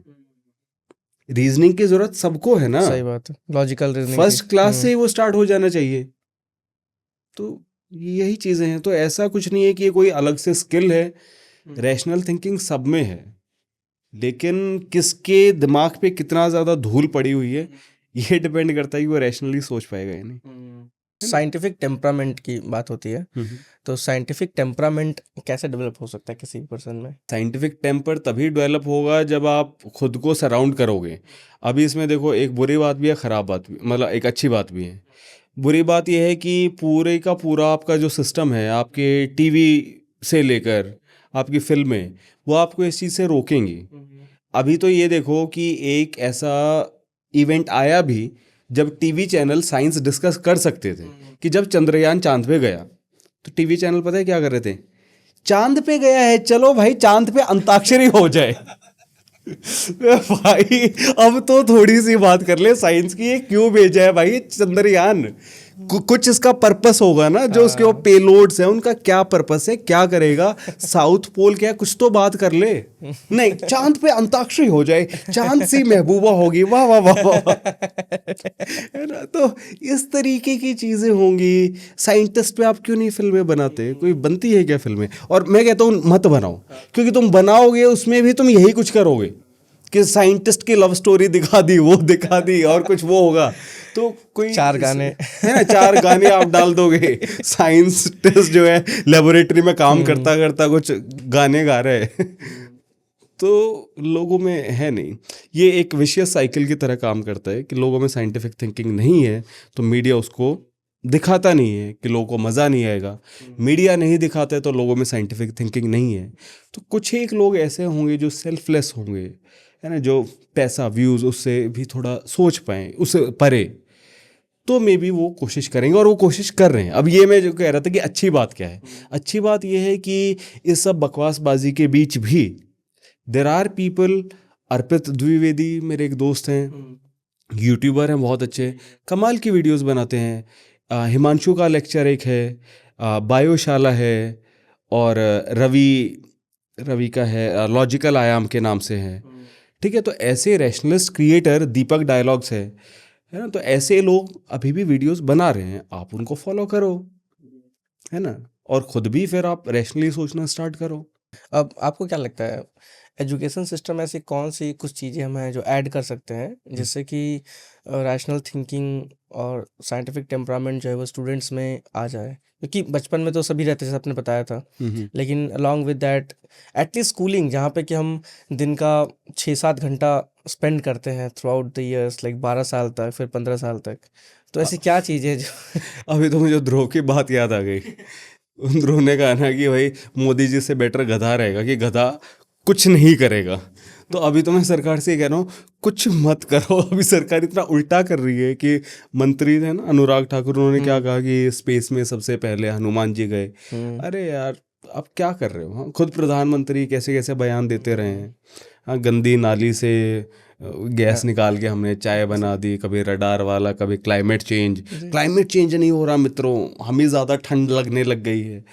तो कभी वो कहते हैं कि गणेश की जो है प्लास्टिक सर्जरी वो हुई थी।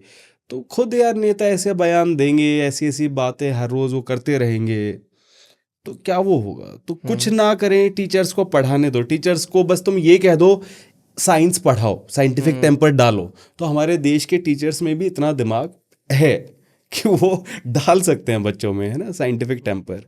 अभी तो लेकिन एक सिस्टमिक तरीके से साइंटिफिक टेम्पर को ख़त्म किया जा रहा है। अभी तो उल्टी धारा बह रही है और ये पूरे देश के लिए कैटास्ट्रॉफिक है, क्योंकि कोई देश अगर साइंस और टेक्नोलॉजी में ग्रो नहीं करेगा वो नहीं बढ़ेगा आगे। यार कैसे बढ़ेगा? एक टाइम पे आप देखिए, आप कितना भी नेहरू के खिलाफ आप चिल्ला लीजिए, आप ज़रा ये सोचिए, एक देश जो इतना गरीब था, अंग्रेज हमें बिल्कुल लूट के चले गए थे, कुछ भी नहीं था, और उस समय पर भी किसी इंसान में ये था कि यार गरीबी तो मैं दूर कर ही रहा हूँ, लेकिन साथ में यार साइंस की ज़रूरत है। उस टाइम पे उन्होंने इनकोस्पायर बनाया, जो बाद में इसरो बना, है ना, और IITs वगैरह बनाई, है ना, IISc और ये सब इंस्टीट्यूट्स। और आप अब क्या कर रहे हो? होना चाहिए कि यार हम नेहरू को पीछे छोड़ देंगे, नेहरू ने इतना किया, हम चलो कितना ज़्यादा और करेंगे। और आप क्या कर रहे हो? टीवी पे हर टाइम गोबर गौमूत्र, क्या है यार? अभी वो कुछ रिसर्च वगैरह किया कि गोबर से, गौमूत्र से हम कैंसर ठीक करेंगे, पता नहीं कितने 2-2.5 करोड़ रुपया आपने उस चीज़ में लगा दिया। IIT में IIT मंडी में पुनर्जन्म पे कोर्स चल रहे हैं। तो मैं वही कह रहा हूँ ना, सरकार कुछ ना करे वही काफ़ी है। मुझे मेरी कोई डिमांड नहीं है भाई, तुम कुछ मत करो, बस टीचर्स हमारे देश के अपने आप ले आएंगे साइंटिफिक टेम्पर, अगर उनको पढ़ाने दिया जाए। इवोल्यूशन का हटा दिया, बताइए, इवोल्यूशन को पीरियडिक टेबल हटा दिया। तो मैं वही कह रहा हूँ ना, सरकार तो उल्टी डायरेक्शन में जा रही है। और क्यों? क्योंकि सरकार का तो फायदा हो रहा है। जितना ज़्यादा लोगों में साइंटिफिक टेम्पर कम होगा, रैशनली नहीं सोचेंगे, तो आप कैसे उनको बेवकूफ़ बनाओ? बाबा के चरणों में गिरे रहोगे, बाबा की आपके साथ सेटिंग है, बाबा जिधर कहेगा इसको वोट दो, उसको वोट देंगे। तो इनकी तो बल्ले बल्ले चल रही है ना। आप अपने जो आपके जो हैं सेठ लोग, उनसे आपकी दोस्ती चल रही है, चंदा धंधा मॉडल आपका चल रहा है। लोग ये ना देखे तो लोगों को उलझाए रखो इसी नॉनसेंस में, रैशनल थिंकिंग मत बनने दो उसमें। 90,000 तो सरकारी स्कूल बंद हो गए। वो क्या कह रहे? नहीं बच्चे नहीं आ रहे थे इसलिए बंद कर दिए। अरे बच्चे आएंगे कैसे जब तुम पढ़ाओगे नहीं? एक बेचारा गरीब आदमी मजदूर भी जो है ना, जो महीने का 8-10 हज़ार कमा रहे, मुश्किल से उसका गुजारा चल रहा है, वो भी बेचारा क्या सोचते है कि यार हम तो जैसे तैसे अपना पेट काट लेंगे, मेरा बच्चा जो है ना वो सही पढ़े, वो भी बेचारा उसमें से भी रुपए निकाल के वो प्राइवेट स्कूल में पढ़ा रहे हैं। अब देखो आप कितना जुल्म कर रहे हो। हम्म? कोई आवाज उठा रहे इस चीज पे? हम क्या है, आरक्षण ने देश को ये कर दिया वो कर दिया। अरे भाई उनको पढ़ने तो दो तुम यार। उनका अगर एजुकेशन लेवल ऊपर होगा, अब आप क्या है, इन एससी लोगों की कट ऑफ इतनी कम क्यों जाती है, इतनी कम कट ऑफ में हो जाता है? अरे तुम उनको पढ़ने तो दे नहीं रहे यार, वो गरीब हैं। क्यों? क्योंकि हिस्टोरिकली उनके ऊपर ऑपरेशन होता रहा, उनके पास जमीनें नहीं है, रिसोर्सेज नहीं है, वो बेचारे सरकारी स्कूल में पढ़ने को मजबूर है, सरकारी स्कूल में पढ़ाया नहीं जा रहा, इसलिए उनके नंबर कम आ रहे हैं। उस चीज पे आप बात नहीं कर रहे कि यार सरकारी स्कूल अच्छे क्यों नहीं है, कौन रोक रहे हैं सरकार को? इसमें भी राहुल गांधी रोक रहे हैं क्या आपको? नेहरू। हाँ, नेहरू रोक रहे हैं क्या इसमें भी कि नहीं नहीं नहीं सरकारी स्कूल में अच्छे नहीं होने दूंगा? क्या है यार, इन चीजों पे भी लोग सरकार को क्वेश्चन नहीं कर पा रहे, खुद उनकी ऐसी तैसी हो रही है। तो वही है ना, अहंकार ये है, तर्क का विनाश करता है जी। खुद आप अपने लिए गड्ढा खोद रहे हो। फिर ये अंधभक्तों के आते हैं वीडियोस बाद में कि पहले वो चिल्ला रहे थे बीजेपी बीजेपी, फिर बाद में रो रहे होते हैं। क्यों? क्योंकि सफर सब करेंगे ना। किसी का जो है बस्ती में घर गिराए जा रहे, किसी के साथ कुछ हो रहा है, किसी का अब मरेगा अगर कोई सड़क पे गड्ढा गड्ढा, तो ये देख नहीं रहा ना कि तू किसका भक्त है, बीजेपी का है कांग्रेस का है, तू तो मरेगा ना दोस्त। अभी जो सोशल मीडिया का दौर है, इसमें एक बड़ा इंटरेस्टिंग चीज़ है कि हमको वही दिखता है जिस चीज़ पे हम बिलीव कर रहे होते हैं, वही हमें दिखता है। एल्गोरिदम ऐसा डिज़ाइन किया गया है। तो ऐसे में अगर कोई अच्छी बातें कर भी रहा है तो वो सिर्फ उसी के पास पहुंचती है जो पहले से अच्छा सोच रहा है, और जो ऐसे प्रोपेगेंडा पे बिलीव करता है उसके पास वही चीज़ें पहुंचती हैं और वो और ज़्यादा रीइंफोर्स होता चला जाता है। जितनी भी सोशल मीडिया ऐप्स हैं सब ने ऑप्शंस दे रखे हैं कि आप अपने फीड को कंट्रोल कर सकते हो। लाइक इंस्टाग्राम पे भी कि यू आर इंटरेस्टेड इन, और आप टॉपिक्स वगैरह वो कर सकते हो, या आप किसी क्रिएटर को एक बार देखो, वो आपकी फीड में आने लग जाएगा। बट सवाल वही है कि जो देखना ही नहीं चाहता, फॉर एग्जांपल लेट्स से, तो इसमें रिस्पॉन्सिबिलिटी उसकी बन जाती है क्या शायद, कि जो देख रहा है कि नहीं तू शेयर कर, वो तो नेगेटिव चीज़ें शेयर कर रहा है, तू कर पॉजिटिव चीज़ें कर लोगों को शेयर, ताकि करेक्ट। यस। रिस्पॉन्सिबिलिटी फिर आपके मेरे जैसे लोगों को लेनी पड़ेगी कि भाई हमने ये चीज़ देख ली, अब शेयर किया जाए। करने वाले करते भी हैं, वही इकलौता ऑप्शन है अब ना? तो। हाँ। एक लास्ट क्वेश्चन है बस, फिर वाइंड अप करते हैं। एआई के दौर में अभी फ़िलहाल इतने चेंजेस हो गए हैं, इतने सारे मॉडल्स आ गए नए नए, और आप फिल्म मेकिंग में भी हो, आप राइटिंग में भी हो, रिसर्च में भी हो। तो जैसे फिल्म मेकिंग को अगर मैं लेके चलूँ फ़िलहाल, तो पहले सोरा आया, फिर जेमिनाई का Veo 3 आया, क्लिंग आया, क्लिंग 3.0, अब सी डांस 2.0। तो ऐसे दौर में फिल्म मेकिंग किस तरफ जा रही है, क्या फ्यूचर देख रहे हैं आप इसका? ठीक है यार, एनिमेशन वगैरह तो पहले भी चल ही रहा था। अब तो real face value, like Marvel तो जैसी मूवीज वो सीट डांस में बन जा रही हैं। ठीक है, आने दो ना, अच्छा है। मैं तो कह रहा हूँ कि अब एक्स्ट्रास जो होते थे फिल्मों में कि एक स्टेडियम दिखाना है, 500 लोगों को बुला रहे हैं, सबको 500 रुपये दिहाड़ी पे बुलाया जाता था, अब उन लोगों की छुट्टी हो गई।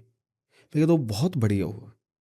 वैसे तो तुम निकलोगे नहीं, तुम ऐसा फुद्दू वाला काम करते रहोगे। हाँ, खड़े है ना? होकर के देखने का तो उनको धक्का देके उनकी जो नौकरियां जा रही है ना, मे बी अब वो कुछ सोचेंगे अच्छा करने का, राइट?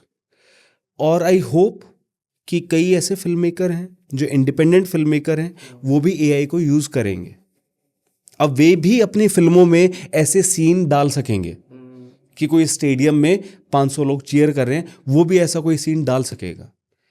तो ठीक है, एक टेक्नोलॉजी जो सभी के लिए अफोर्डेबल है, तो वो मेरे हिसाब से एक अच्छी चीज़ है। बॉलीवुड ऑलरेडी इतनी सिंथेटिक हो चुकी है, अब एआई आएगा और सिंथेटिक होगा।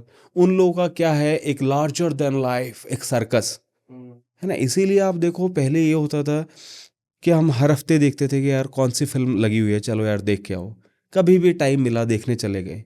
अभी क्या है, it's become like a picnic.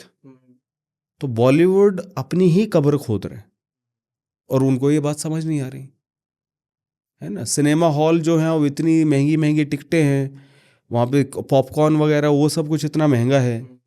फिल्मों के बजट 100 करोड़ 200 करोड़, पता नहीं क्या क्या चल रहा है यार। 1 करोड़ रुपए में भी इतनी कमाल की फिल्में बन जाती हैं। भेजा फ्राई 85 लाख बजट था। मनोज वाजपेयी की आई थी गली गुलिया कुछ साल पहले, 65 लाख बजट था।